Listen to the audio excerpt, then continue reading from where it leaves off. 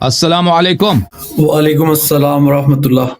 خیریت سے ہیں آپ؟ کیا نام ہے آپ کا؟ اللہ کا شکر ہے سر. آپ سنائیں ٹھیک ہے؟ اللہ رضوان تعالیٰ کا قادری بڑا نام ہے. احسان ہے. رضوان بھائی خیریت سے ہیں؟ انشاءاللہ بات کریں. کیا حکم جی ہے؟ شکر الحمدللہ. حسن اللہ یاری صاحب, مجھے یہ پوچھنا تھا کہ آپ کے مطابق جو ہے جو لوگ یعنی کہ اہل سنت کی جو عقائد ہیں جن پہ آپ بحث بھی کرتے ہیں ہمارے علماء سے, ہم، اگر وہ اس ہم. پہ ان کی یعنی کہ وہ مر جاتے ہیں تو ان کا آخرت میں کیا انجام ہوگا؟ جو رسول صلی اللہ علیہ وسلم کی بات دین قرآن کا انکار کرے, کچھ افتؤمنون ببعض الکتاب وتکفرون ببعض, جو لوگ دیکھیں بعض قرآن کو مانتا ہے بعض کو نہیں مانتا, یعنی حجت ان پہ تمام ہو جاتی ہے, تو لازمی بات ہے اس کا جواب تو دینا ہوگا. قرآن کی ایک آیت کا بھی انکار کریں, رسول صلی اللہ علیہ وسلم کی ایک حدیث کا بھی انکار کریں تو کفر ہوتا ہے. یہ تو سب کو معلوم ہے, ٹھیک ہے نا. جن کو پتہ نہیں ہے ان کی تو چھٹی ہے, لیکن جن لوگوں کو پتہ چل جاتا ہے اس کے باوجود وہ انکار کرتے ہیں. اپنے تعصب کی وجہ سے پیغمبر کی کچھ باتیں مان لیتے ہیں, کچھ باتیں نہیں مانتے, تو اس کا بالکل یہ عذاب الہی کے مستحق ہے. تو سر یہ آخرت میں جو عام مسلمان ہیں, اب آج تو انٹرنیٹ ہے, ہم آپ کی بات سن سکتے ہیں, دلیل آپ دیتے ہیں ساری, تو جو ماضی میں تھے اب ان کے پاس یہ بہانہ نہیں ہوگا کہ مطلب ہمارے اگر بڑوں نے یعنی کہ ہم تک حق بات نہیں پہنچائی یا ہم تک نہیں پہنچ سکی, جس طرح انٹرنیٹ نہیں تھا اور جو لوکل امام ہوتا تھا اسی کی لوگ پیروی کرتے تھے, تو ان کے پاس یہ بہانہ نہیں ہوگا کل کو اللہ پاک کے سامنے کہ ہمارے تک جو ہے ہمیں صحیح بات نہیں پہنچائی گئی, ہمارے علماء نے یعنی کہ اگر نہیں حق اپنا پورا جام دیا تو. جو اللہ جانتا ہے, جو قیامت کے دن بہانہ تو لوگ بنلائیں گے نا, وہ اللہ جانتا ہے. اگر بہانہ صحیح ہے تو اللہ مانے گا. اللہ تعالیٰ ظالم تو نہیں ہے نا.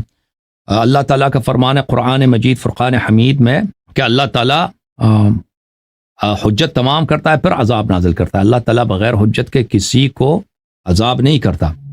تو اگر کسی شخص پہ حجت واقعاً تمام نہیں ہوا ہے, وہ شخص خود بھی جانتا ہے.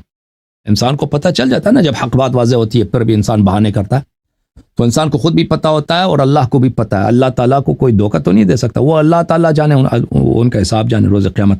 اچھا سر, مجھے ایک اور بات پوچھنی تھی کہ مثلاً آپ جیسے علماء کو سن کے اگر کوئی حق قبول کرتا ہے اور آپ یعنی کہ جس طرح آپ بتا رہے ہیں, تو ان لوگوں کا تو پھر یعنی کہ کیونکہ آج جس طرح اتنا جھوٹ ہے اس میں, تو پھر ان کا مقام بھی اسی طرح ہوگا اگر وہ اتنے ایک سارے اسے چھوڑ کے جو ہے حق کی طرف آتے ہیں. کیا کہتے ہیں آپ؟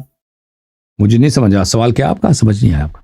یعنی کہ اگر کوئی اہل سنت سے چھوڑ کے حق قبول کرتا ہے جس طرح آپ کی باتوں سے یا باقی جو بھی ریسرچ آپ شیئر کرتے ہیں اس کے مطابق, تو ایسے لوگوں کا تو پھر مقام بھی اسی طرح بلند ہوگا, کیونکہ ہمارے پاس نہ تو نبی پاک صلی اللہ علیہ وسلم کی تربیتی, نہ آج جو ہے امام ہے ہمارے پاس. کیا کہتے ہیں آپ اس بارے میں؟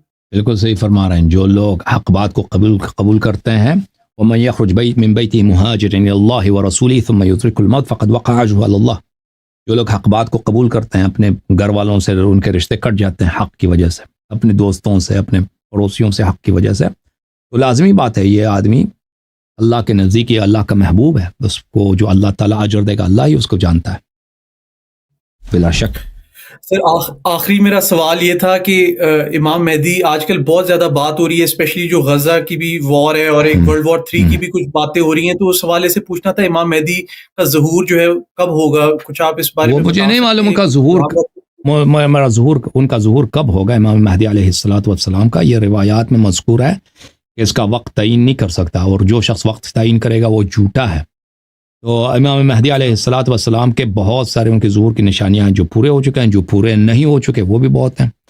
ان کا ظہور کب ہوگا ہمیں نہیں معلوم. شیعہ روایات میں یہ بہت ہے کہ اہل بیت علیہ السلام نے فرمایا کہ وہ اچانک آئیں گے. اللہ تعالیٰ ان کو ایسے کہ لوگ توقع بھی نہیں کریں گے, اچانک ان کو اذن خروج اذن ظہور دیں گے, اور بہت ہی جلد ایک ہی رات میں اللہ تعالیٰ ان کے ظہور کے جو مقدمات ہیں, جو شرائط ہیں, اللہ تعالیٰ فراہم کر دے گا. تو ابھی اس وقت جو جنگ اور دنیا میں تو جنگیں تو بہت ہوئی ہیں, جو غزہ کا جنگ تو کچھ بھی نہیں ہے, اس سے بڑی جنگیں ہوئی ہیں, ٹھیک ہے نا.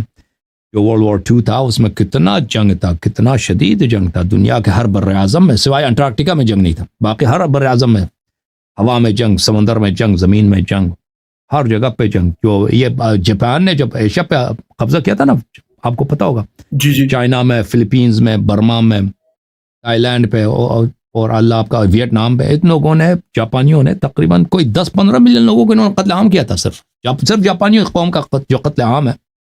جاپانی قوم روتے ہیں کہ امریکہ نے ایٹم بم مارا, لیکن جو ان کے اپنے کرتوت ہیں کہ انہوں نے جاپان نے چائنا میں کتنے لاکھوں کے تعداد, ملینز کے حساب سے لوگوں کو, بچوں کو, عورتوں کو, ان لوگوں نے, کیونکہ دوسروں کو انسان ہی نہیں سمجھتے تھے نا. اور اسی طرح اسی طرح بلکہ اسی زمانے کے بعد ماؤ زیٹونگ نے چائنا میں جو قتل عام کیا، اسی طرح ہٹلر نے جو کیا، اس کے مقابلے میں اسٹالن نے جو، بہرحال دنیا میں غارتیں بہت ہوئی ہیں. اب یہ جو جنگ ہو رہی ہے غزہ میں، یہ کوئی اتنی بڑی جنگ نہیں ہے. ہو سکتا ہے ہمیں نہیں معلوم، اللہ جانتا ہے، آئندہ کو اللہ جانتا ہے، فیوچر کو، کہ امام علیہ السلام کا ظہور بہت ہی عنقریب ہو، یا اسی مقدمے، یا یہ واقعات امام علیہ السلام کے ظہور سے مرتبط نہ ہو، یہ صرف اللہ جانتا ہے، مجھے اس کا علم نہیں ہے. بہت شکریہ سر، یہی میرے سوال تھے آج کے. اللہ آپ کو عزت دے. Thank you sir. اللہ تعالیٰ آپ کو جزائے خیر. بہت مہربانی.